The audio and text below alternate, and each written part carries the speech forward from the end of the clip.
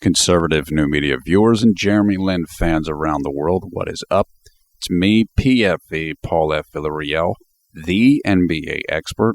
We're here to talk about Houston's 111-104 loss tonight in Portland, Oregon, to the Portland Trail Blazers.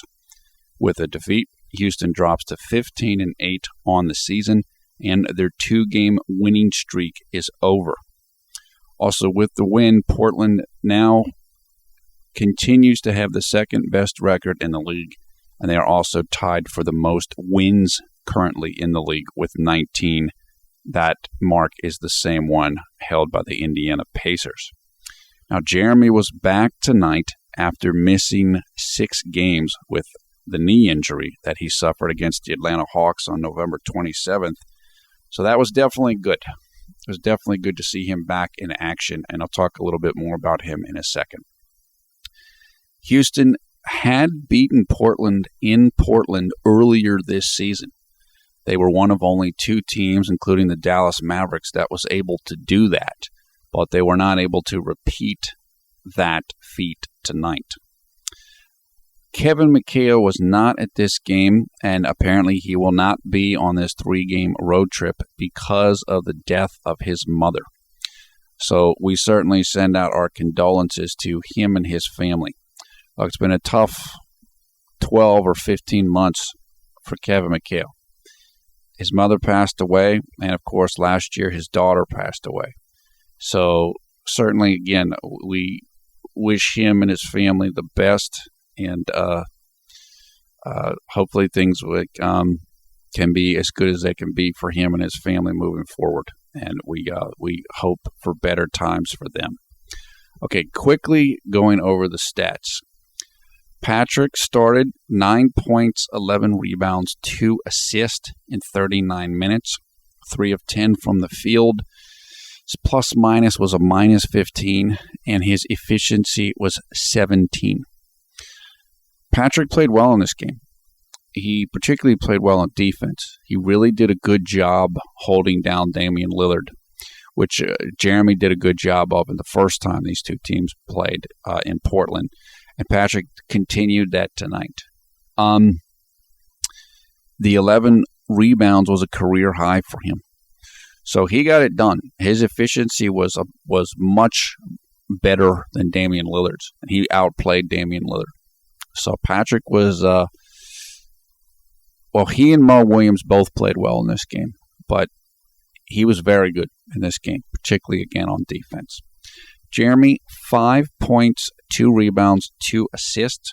Jeremy played 15 minutes, 1 of 4 from the field, including a 0 of 2 from three-point range, 3 of 4 free throws, 1 steal, no blocks, no turnovers, 3 fouls. Plus-minus was a minus 1, and Jeremy's efficiency was 6. Jeremy, his PER will go down a little bit tonight, and his three-point percentage will go down. Obviously, if you're 0 for whatever, it's going to go down. So maybe he'll be at 38, 37% now, which is still pretty good. He's got to rediscover his three-point shot, but I'm sure he will. Damian Lillard, point guard for the Blazers, 8 points, 6 assists, no rebounds, but he only shot 1 of 10 from the field. Plus-minus was a plus 20. His efficiency was 4. Mo Williams, backup point guard for the Blazers, 13 points, 2 rebounds, 4 assists. His efficiency was 13. Now, the 3 other players that really played well in this game were James Harden was good, but the 2 guys that totally dominated were Dwight Howard, who had a 44 efficiency, and Dwight's numbers on the game were 32 points and 17 rebounds. He was just awesome. He really, really looked good, particularly on his post-up moves. He was very active.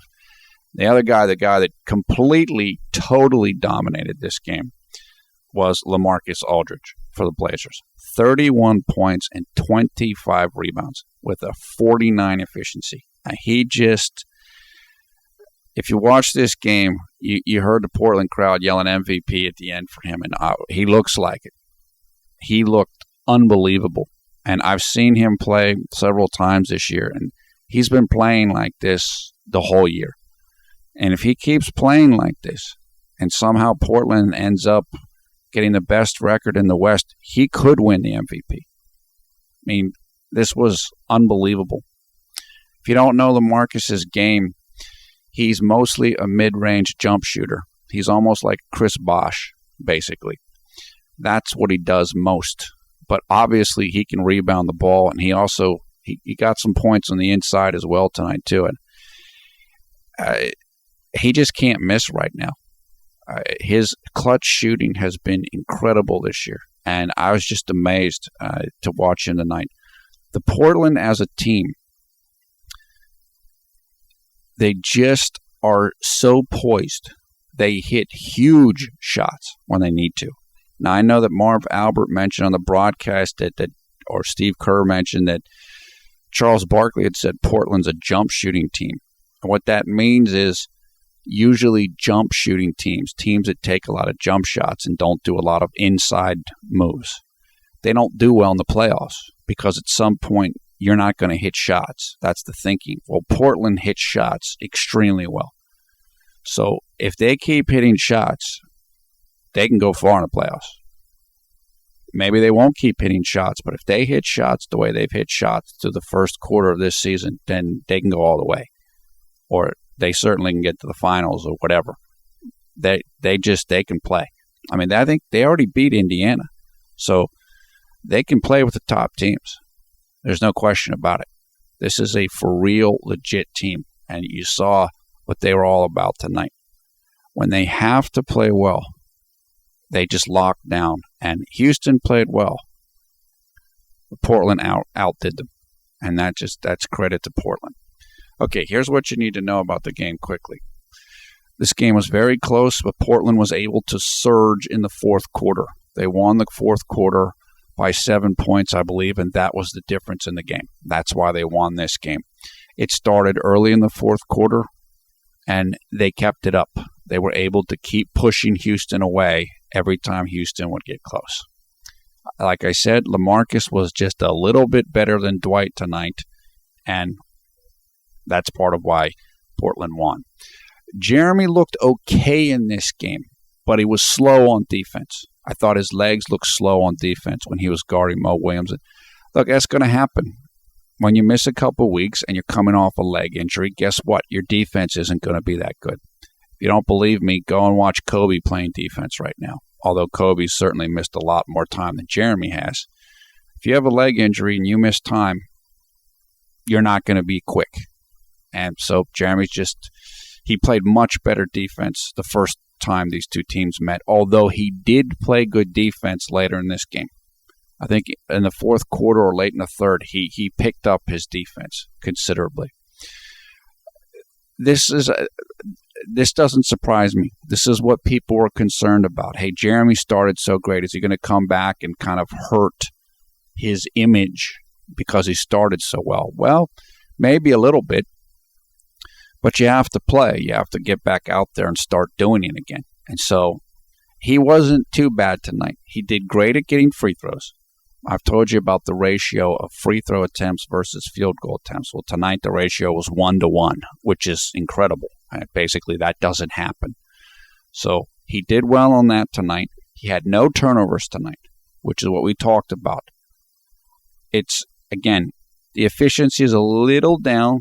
PER is going to come down a little bit. And the only real negative, honestly, is the three-point percentage is going to come down a little bit more. But that's not a big deal.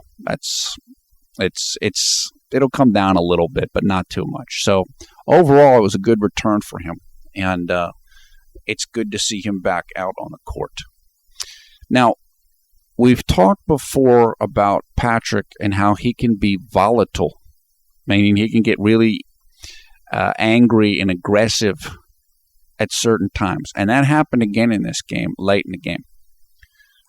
It was Portland got fouled, and Damian Lillard had the ball, and I guess Patrick was trying to take the ball, and he slapped at the ball, and so he and Damian Lillard got technicals. I don't know why he did that. I didn't see it. Maybe they're talking trash. I don't know what it is. But this is the type of stuff Patrick's got to stay away from. Again, I told you guys, if you watched the Oklahoma City series last year, we know Patrick had to play with Russell Westbrook and all that. And then Reggie Jackson did the same thing to him. And then Patrick shoved Reggie Jackson and got a technical. So he's got to avoid stuff like this. It's great. Again, it's good to be competitive and all of that, but you got to avoid stuff like that. Look, it didn't hurt the team. The game was pretty much over at this point, but still, and it's great. You're competitive, whatever. Don't do stuff like this. You never see Jeremy doing stuff like this. Now, you can say, oh, that's because Patrick's more competitive. That's great. Competitive's good. Getting technical fouls, not good. Getting silly fouls or hacking at guys, not good. Scratching Marc Gasol, and then you get shoved to the ground, not necessarily good. So this is something he's just going to have to keep working at. Again, though, Patrick did have a career high in rebounds, and that was great. That was great. That helped out a lot, and that was good to see that. The run that Houston made at the end of the third quarter when Jeremy was on the court, I believe that came with also Dwight and James Harden on the court. But then at the start of the fourth, it was Jeremy and Patrick and Dwight and James were resting, and then Portland made a run. So it's a shame. Jeremy had really sparked the team, but once those two guys went out, Portland kind of got the momentum back, and they were able to make a run. I was kind of surprised that Aaron Brooks didn't play in this game a little bit, just to kind of give him a shot. Now, I don't know if Aaron's hurt or if just Kelvin Sampson decided that he wasn't going to play Aaron tonight for whatever reason. That I will say that surprised me a little bit in this game, but excuse me, that's the way that it is. Dwight's post-game looks better and better. I think Steve Kerr mentioned during the broadcast that this is the best stretch that he saw Dwight play post-up offense, and I agree with that. And what that just means is his moves, his footwork is better and better. And he looked great tonight. He really, really looked good. If he can keep doing this, this is going to be a big improvement and a big help for the team. And what I think Dwight is doing now is he's not as athletic anymore. He can't jump the way he used to be able to jump because of the back injury that he suffered, and he's getting a little bit older. But he's still really athletic in moves. And now you're starting to see the athleticism come out in his moves. And that's great. That's phenomenal. Now, I thought that with Jeremy coming back and the game being on national TV, I thought Patrick tried to pick up his defensive level a little bit in this game. There were spurts in this game where his intensity was much more than it was in other parts of the game, I thought. And the intensity in this game was more than it was in recent games. As we said about like in the last, 4 or 5 games, point guards have done pretty well against Houston. And it looked like Patrick had in his head, like, tonight I'm on national TV against a great team. I'm going to try to, like, show out is the expression. Make it look good on TV and kind of put to bed the last 4 or 5 point guards that have done well. And he did a good job of that. He did a great job of that, holding Damian Lillard down. There's no question about that. Look, part of that comes you can make more moves and you can take more risk because you got Dwight Howard behind you to guard the rim. That helps out a whole bunch. On the other hand,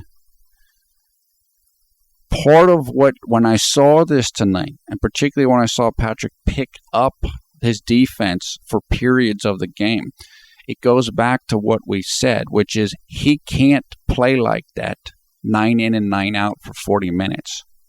And he can't play like it game to game because there were moments when he was playing harder on it, and this was better than how he's done in recent games. So it goes back to what we have said, which is what we saw last year, or Patrick destroys Drew Holiday. That's not going to happen every game, and it's not going to happen for a full game. It just can't happen like that because nobody has that type of energy. And I know people, I think I saw something on Clutch Fans or something somebody said, or actually, no, it was somewhere else. I don't know where it was. Someone was saying, I think Patrick has the energy for that. No, he doesn't. And nobody else does either. You can't do that game in and game out. It just doesn't work like that. Now, Jeremy had an air ball 3, and Patrick had 2 air ball layups or hook shots or whatever you want to call them from about, 7 or less feet. So we had more of the air ball thing, and I always think about that because when people try to diss Jeremy, he airballed a 3. He's not an NBA level player. Well, is Patrick an airball? Is Patrick an NBA level player when he airballs 2 layups? I think he is. So that's just a nonsense comment in the past. Okay, that's it. Let's go through quarter by quarter quickly. And then I've got a couple other issues I want to discuss, including the All-Star voting, which came out today, the first updates. I was really concerned when I started listening to this game because Steve Kerr was calling it. We've heard Steve Kerr praise Patrick Beverley before and kind of downgrade Jeremy. Like the whole nonsense about Jeremy's better off the bench, this garbage. But he didn't do too much of that tonight. He almost didn't say anything about Jeremy. He did have a moment of like the super praise of Beverley, and that's fine, and we'll get to that. But he didn't say anything about Jeremy. And I think what's starting to happen for people like Steve Kerr, even though we haven't seen this yet for Fran Blindberry, Bill Ingram, and the rest, I think the statistics are starting to get to them. Like, yeah, Jeremy's got almost a 19 PER. Maybe it's time for me to shut up about Jeremy. And not only do they know that, I'm sure Kerr's aware of that in the research for this game, they know what Patrick's PER is. So all of this stuff, I think it's starting to get kind of reined in a little bit. Now, that doesn't mean people like Clyde Drexler are going to pay attention. He might not. Unfortunately, in my opinion, he might not. But more national level figures like a Steve Kerr, they probably will pay attention. Now, I did not watch the pregame or halftime of this video. Again, my understanding is that Kenny Smith is a big Patrick Beverley fan and not necessarily the biggest Jeremy Lin fan in the world. I didn't listen to it. I didn't hear it. That wouldn't surprise me if that's the case. Although I can't say that because I didn't hear Kenny myself. But whatever.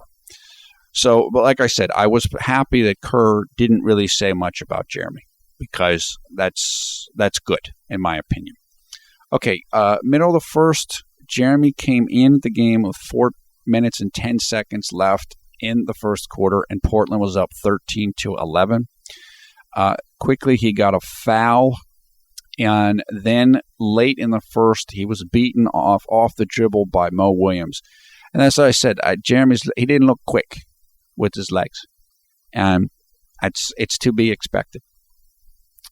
Then after that, Jeremy had a nice layup going right to the basket, just a nice little take right to the basket rim, to the rim for an easy basket. Then Jeremy had a rebound and passed it ahead to James Harden, who unfortunately missed a layup in transition. James wanted the foul, but he did not get it. Then Jeremy, late in the first, he missed a bank shot off of the backboard. Now, it's shooting off of the backboard.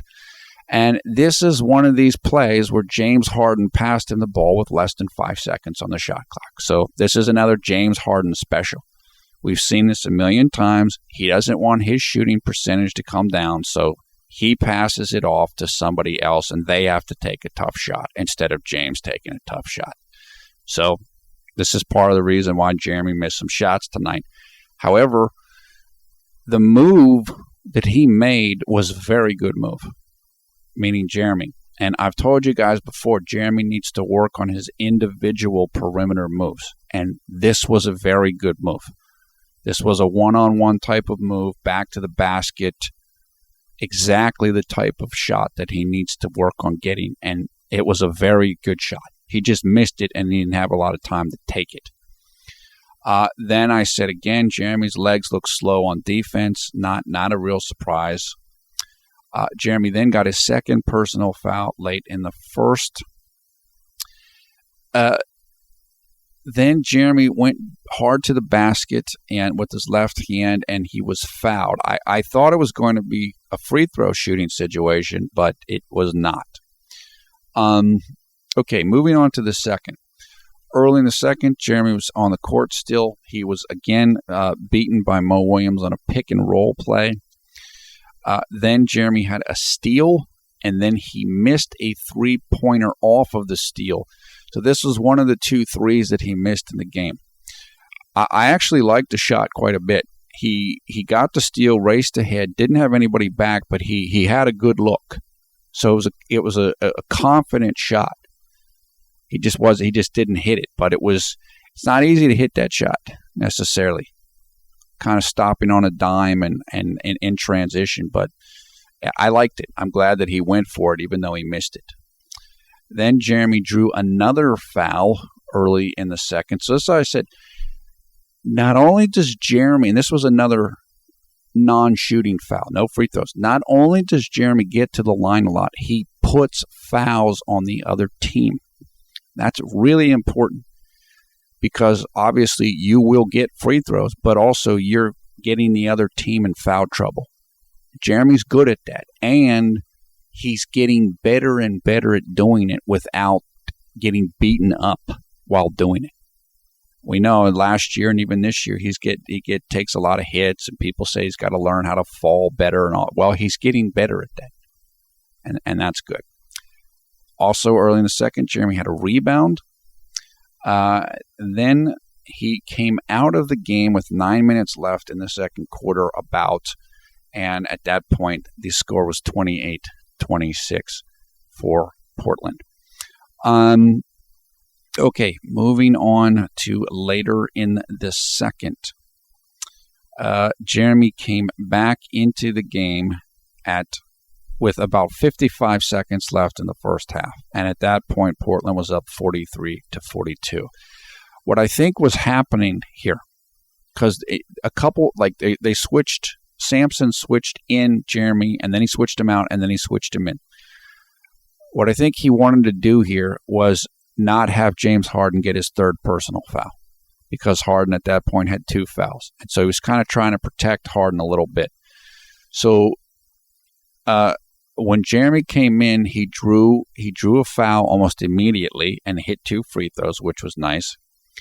And then, like I said, Sampson took him out again, and I think he put Harden in for an offensive play, which didn't work. Like the play didn't score or whatever. And then Harden came back out again, and Jeremy came back in again. Again, I think they were trying to protect James Harden from getting another foul, his third foul.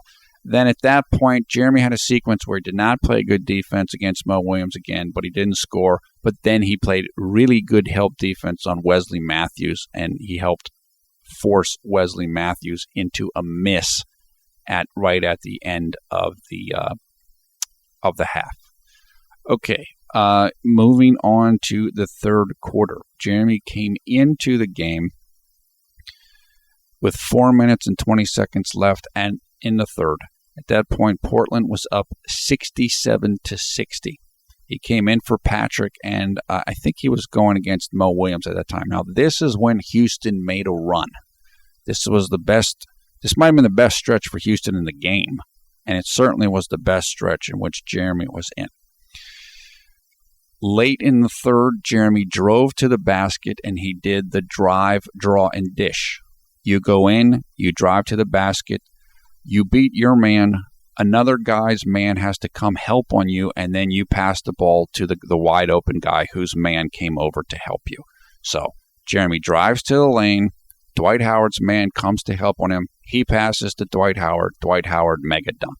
That was just a great play. I mean, that's the way you're supposed to do it, and that's what they did. Soon after that, somebody was shooting free throws, and I saw Mo Williams and Jeremy talking, I believe. Again, we see this all the time. Just players are always talking to Jeremy, and Jeremy's always talking to different people. this does happen a lot. Guys do this all the time, but it really happens a lot with Jeremy. So guys just seem to like him. At this point in the game, it was now 70-70 late in the third. And this was, again, Jeremy was helping spark a run here from Houston. Then he was fouled in transition, Jeremy was. This was a really nice play. Houston had like a 3-on-2 fast break. Jeremy was on the right-hand side of the court. When you have a 3-on-2 fast break, meaning you have 3 guys and you're going against 2 of the opponent's men, the way it's set up is somebody's in the middle, somebody's on the left, somebody's on the right. That's the way you run a break. James Harden was in the middle, Jeremy was on the right, and James Harden passed it to Jeremy, even though Jeremy didn't have a perfect angle, but it was still a good play. I was glad to see Harden give him the ball there.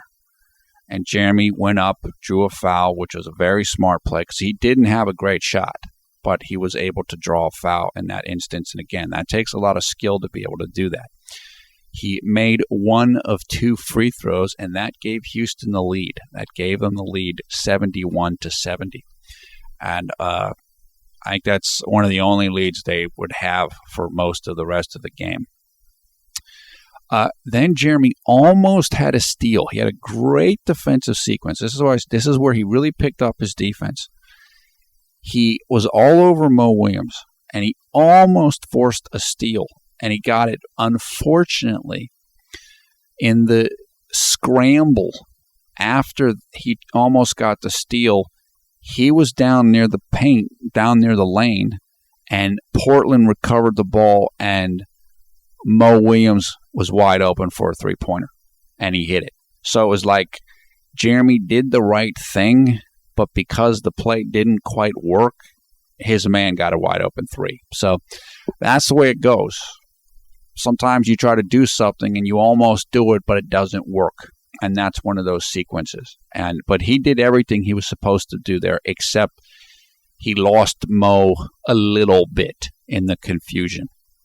Then Jeremy had his second missed 3 of the game, which was an air ball, because he was trying to beat the clock, like he was trying to beat the end of the quarter clock. So the 3s that he missed, one was a pull-up 3 in transition, which was basically like a confidence 3. Like, oh, yeah, I'm going to hit this 3, even though nobody's in there for a rebound. So that was like a heat check type of a 3. I'm feeling good. I'm shooting it here. And the other one was a 3-pointer to beat the buzzer. So he missed both of them, but what are you going to do? It's not like these were wide open 3s that he was just kind of sitting around and someone passed the ball to him. So I can't get mad about those misses, even though I would like it if he would hit them, and they're not going to hurt his percentage. They're not going to help his percentage any because he missed. Okay, at the end of 3 quarters, the score was 76-76. So again, Jeremy and that crew late in the third, when he came in with 4 minutes and 10 seconds left or whatever, they made the run. Unfortunately, the run didn't continue into the fourth quarter. So as I said, Dwight and James came out of the game. Patrick came into the game. I don't remember who came in for Dwight. Maybe it was Terrence Jones. I'm not sure. I can't remember right now. But at this point, unfortunately, Portland was about to go on a run. Although Jeremy started the quarter well. He did another drive, draw, and dish type of thing, although this is what's known as a drive and kick. It's where you drive to the basket and then you locate a shooter on the perimeter and you kick out the ball to them. He kicked the ball out to, I don't remember who it was. It might have been Francisco Garcia or Omri Caspi. Unfortunately, they missed a 3-pointer. So Jeremy began the quarter well. He was ready to keep going on a run, but sometimes guys don't hit shots and it just doesn't happen. So that's unfortunately what happened with the team at this point in time. And LaMarcus Aldridge started just going crazy. After that drive and kick missed 3, Portland came down. LaMarcus Aldridge took the ball, was double-teamed, I think. He got fouled by Patrick, and he hit the basket. So it's just like they just started surging then. And pretty soon they were up by 8. They were up by 8 points. And during that time, Jeremy also was beaten again by Mo Williams off the dribble. I can't remember if Mo scored or not, but he definitely got by Jeremy relatively easily again. And like I said, look, James and Dwight were out of the game. And let me tell you something. It's a lot easier playing with them. So as we said, Jeremy's ratings and numbers aren't going to look as good this year because he's not playing with those guys. And Patrick is. And that's what we've talked about. It's kind of that skews things. And well, people will say, well, Patrick had to come off the bench last year and his ratings were still pretty good. Well, yeah, but it's a different team than last year. You didn't have Dwight Howard on the team last year. That changes everything. So if you get to play with Dwight Howard a lot, that's going to make you look a lot better on everything, on offense and on defense. So again, it's unfortunate. It's unfortunate that Jeremy doesn't get to start and get the benefit of that, but that's what it is. So hopefully he can just have good individual numbers for those of us that are his fans. And I then made a note that said the Blame Lin gang will be active tonight if Houston loses. And what I mean by that is what all of you already know is going to happen. Somehow this loss is going to be Jeremy's fault. It's going to be Jeremy's fault because Mo Williams did well. It's going to be Jeremy's fault because Patrick held down Damian Lillard, but the team lost. So look for that. It's going to be the team was 4-2 without Jeremy, and they lost the first game when he came back. This is what haters do. This is how they work. So it's going to happen if it hasn't already happened. So don't worry about it. Just ignore it. But I'm just letting you know that it's definitely going to happen because this is the way that that group of people operates. Then Jeremy came out of the game, and I did not mark. It was still early in the fourth. And again, Portland had just gone on this. They had gone on an 8-0 run. And so Kelvin Sampson came back in. Came back in with James Harden, and I believe also with Dwight Howard. So he was trying to stop the run and make the final push. Maybe this was like 9 minutes left, something like this. Unfortunately, it didn't work. Now, there were moments where it looked like it was going to work, but it didn't quite work. Now, with the score 86-76, and this was still early in the fourth, Patrick made a really nice play. The ball came to him with a low shot clock, and he knew it was a low shot clock. And he got behind the three-point line, and he went up to shoot, and he drew a foul. And it was a really good play. As I said, you have to be able to draw fouls if you want to score just in general. And he knew he wasn't going to get the shot off. I didn't think, but he knew he could get fouled. And he did that. And that was really good, and he hit all three free throws. And this is where Steve Kerr went into the Super Beverly price. He basically said, yeah, this is what Patrick does. He always makes smart plays. He brings an edge and an intensity, and he brings an intangible to the Houston perimeter defenders, defensive toughness. So this is where we got into this. And look,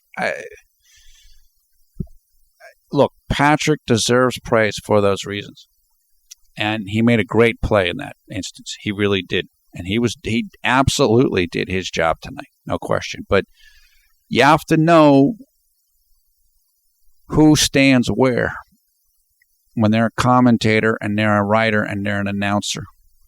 For me, I was waiting for Steve Kerr to say something like this the whole night because I've heard him say this stuff before, and he got a chance to say it, and he said it. The good thing for me is he didn't say anything negative about Jeremy. So we'll take that. We'll take that certainly over Clyde Drexler stuff. And Clyde Drexler yelling at Jeremy for defense whenever Ty Lawson's scorching James Harden off the dribble and not Jeremy. So it could have been a lot worse tonight listening to Steve Kerr, in my opinion, and fortunately it wasn't. Now, so that's what we got to see here tonight. Okay, moving on. Yeah, LaMarcus Aldridge late in the game was getting MVP chants, and he deserved them. He just played incredibly well, as did Dwight. But it's just amazing how well LaMarcus Aldridge is playing. He's just playing. It's incredible. I remember there were conversations about LaMarcus Aldridge coming to Houston for Omer Asik and maybe for Asik and Jeremy. Well, I'm sure there's some unhappy people in Houston right now that never happened, especially for Omer, because Omer's gone, and we'll talk about that in a second. But it's too bad, because boy, did he look good tonight. Then finally, late in the fourth quarter, this is when the little nonsense play happened between Patrick and Damian Lillard, where they got the double technical. My guess of what happened at that point in time was that, Patrick had done well. Maybe LaMarcus wasn't really happy. Maybe they were talking, Damian might have said something like, yeah, dude, look at the scoreboard, or whatever. Patrick wanted to slap the ball away, and Damian wouldn't let it. And so it's something stupid. And it didn't affect the game, but you got to stay away from plays like that. Don't do the little agitation stuff, especially when you get fouls and you're getting technical fouls. Got to be really careful of that. I also noticed in the post-game interview, this is the final thing from quarter by quarter, LaMarcus Aldridge, if you heard him talking to David Aldridge, who they're not related to my knowledge, he said that he watched his early shots on the bench. And what he means by that, and this is something that I believe is really new, is that different teams, what they're starting to do, and I don't know how they do this, they're starting to get the game footage during the game on iPad. And so guys, they'll have iPads on the bench, and guys are watching plays from the game while they're on the bench, which is almost like in American football. They'll be filmed, there'll be pictures taken of defensive and offensive schemes, and then you'll see guys looking at them. Well, now they're looking at live plays. And so LaMarcus said, yeah, what I saw is earlier in the game I was rushing my shots, so I slowed them down. That's a huge advantage. So I'm sure every team's going to do this.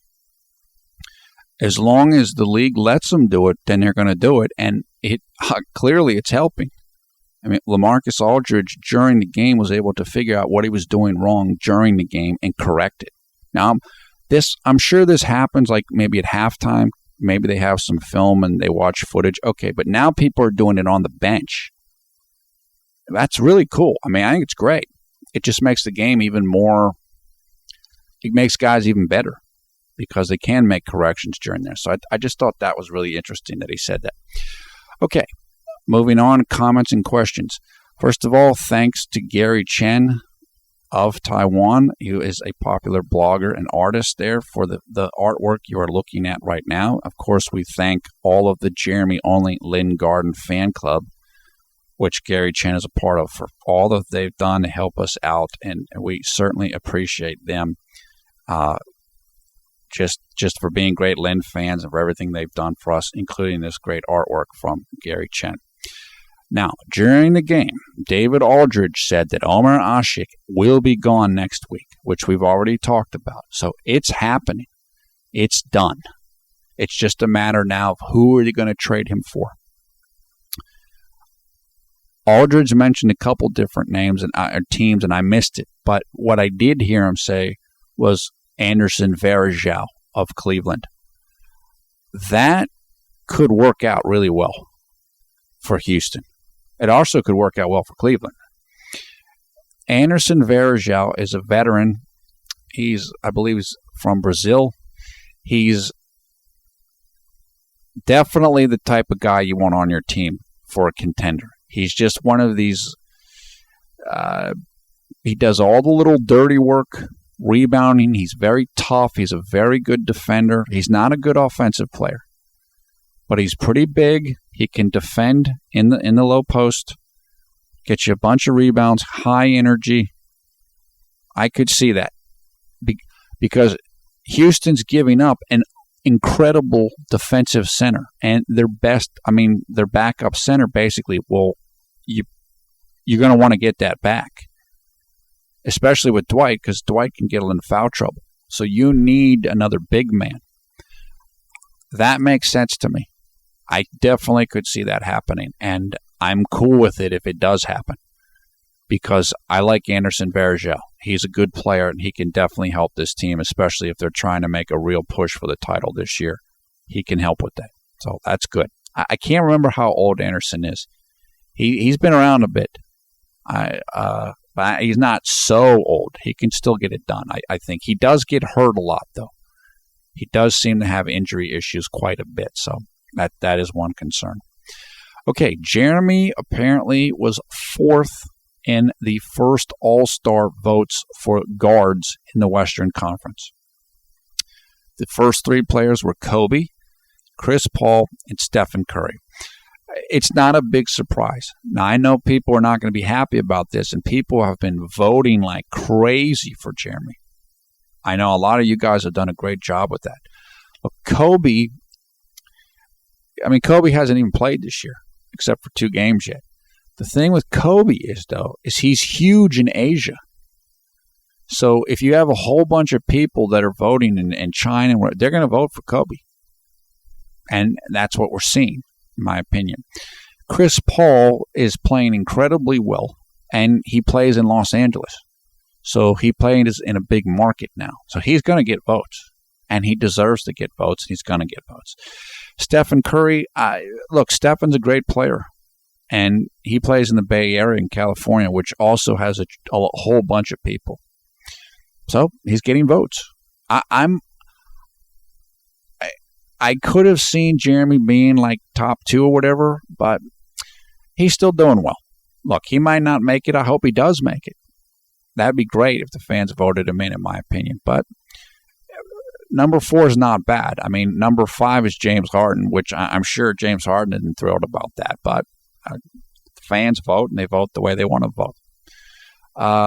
Okay, that's pretty much it. The next game will take place tomorrow night here in the United States, although it's actually tonight when I'm making this video, on Friday, December 13th in the USA at 10:30 p.m. Eastern Time. That game will be against the Golden State Warriors and Stephen Curry in Golden State. Now, I know Lisa Tarng is going to go see that game, and that's sweet. I can't wait to hear what she has to say about it. I'm sure there are a number of other Jeremy's fans in the Bay Area that are going to go check that game out as well. So, Lisa, I hope you have a great time. And the plan worked out great. You got the ticket. As you said on Twitter, you got the ticket. Jeremy came back in time, and I'm sure Jeremy will be happy to be able to play in his old stomping grounds and to play against his former team. And I know him and Steph get along really well. Jeremy should be playing, certainly, and the game will take place in the United States on ESPN television. Hopefully the team will be able to shake off tonight's loss and do well. Golden State's a very talented team. They've been a little up and down this year, and they're suffering with some injuries right now. Andre Iguodala is their starting small forward. He's out. Their backup center, Jermaine O'Neal, he's hurt. They have a couple other guys with injuries, so this should be an interesting game. This should be a very interesting game, very competitive game, and I expect this game to be a lot better than the effort that Golden State put out against Houston last week or whatever. Everybody, this is the game that people said it was the best win of the year. No, it wasn't. It definitely wasn't. Now, when you look at the schedules and everything, you would say either the Portland game or the San Antonio game were the best wins of the year. The Golden State game, as we talked about at the time, Golden State played terribly in that game. Horribly. And a lot of it didn't have to do with Houston. They just didn't play well. They just didn't show up. That happens every now and then. So I expect Golden State to come out much more aggressive than they played in that game and play a lot better. So, okay, it is currently 2:27 a.m. here on the East Coast of the United States on Friday, December 13th, 2013, which means it is Friday, December 13th at 3:27 p.m. in Taipei, Taiwan. thumbs up, thumbs down, your comments below. I will try to come and answer a couple comments, although it's pretty late right now. We will have full information about the game in the video description below the video player. We'll also have information how you can come and join the Conservative New Media Facebook group and come and follow us on the CNM JLin Vids Twitter account, where we put out these vids as soon as they're done. A lot of people follow us there so that they know exactly when the videos come out. That's the best and fastest way to get these videos and find them, unless you're just hanging around on our channel and you're waiting for the video to come out. Again, I am Paula Villarreal, PFE, the NBA expert. Thanks a lot for watching Conservative New Media. We strive to be the #1 JLin YouTube fan channel. A tough game tonight. I'm not surprised. Portland's a great team. It's good to have Jeremy back. He didn't play his best game, but he played okay. I'm not worried that he didn't get too many minutes because this was a competitive game. And honestly, Jeremy's not back up to full speed yet, particularly on defense. But he played. He seems pretty healthy. Good. Let's just move on to the next game. Hopefully he'll just get better and better and kind of get back to the form that we saw before he got hurt. That's it for now. Hope everybody's having a great night, a great day, wherever you are around the world when you watch this video. Let me just say also thanks to Ito and everybody on Twitter. There's a whole bunch of people all over the internet. JeremyLin.net, Jeremy Lintel, everybody. Bill on Twitter. All of you guys that just work really, really, really hard. Brent Yen, Torakan, Grace, everybody that works hard in the Jeremy Lin fan community to tell the truth, to push back on the haters, and to push back on the falsifiers, I guess you would call these people, the spinsters that are against Jeremy. Everybody's doing a great job. As I said, I've had to step back a little bit. I just don't have as much time. There's other things going on for me. I can't do what I used to do right now, which is soak up every single piece of information. I just can't do it right now. But the good thing is I don't have to do it because a whole bunch of other people are doing it. And the information is just getting out there and people are learning, whether it's Bill Simmons talking about how well Jeremy's played, whether it's the awesome effort for Jeremy on the All-Star vote on Twitter, whether it's everything that gets said, all the good information on JeremyLin.net or Torakan on Clutch Fans. Great. Everybody's doing a great job. And as I said, hopefully now Jeremy will be able to stay healthy. He's done a great job on that since the knee injury in New York. And pretty soon, if he can just keep doing what he was doing before this little setback, nobody's going to have to say anything because the numbers will speak for themselves. And we're getting there. We're not there yet. We're not there yet. But if we can get another 15, 20 games and Jeremy can kind of keep his level up where it was, then we're pretty much there. We're pretty much there. So just keep working. All the efforts are paying off. And I'm sure Jeremy and his team will keep working. And onwards and upwards. We're getting closer to that goal. And it's going to be sweet when we get there. We just don't have to fight this nonsense every single day. But a little bit longer, and hopefully it will be there. Okay, take care of yourselves. I'll talk to you again soon.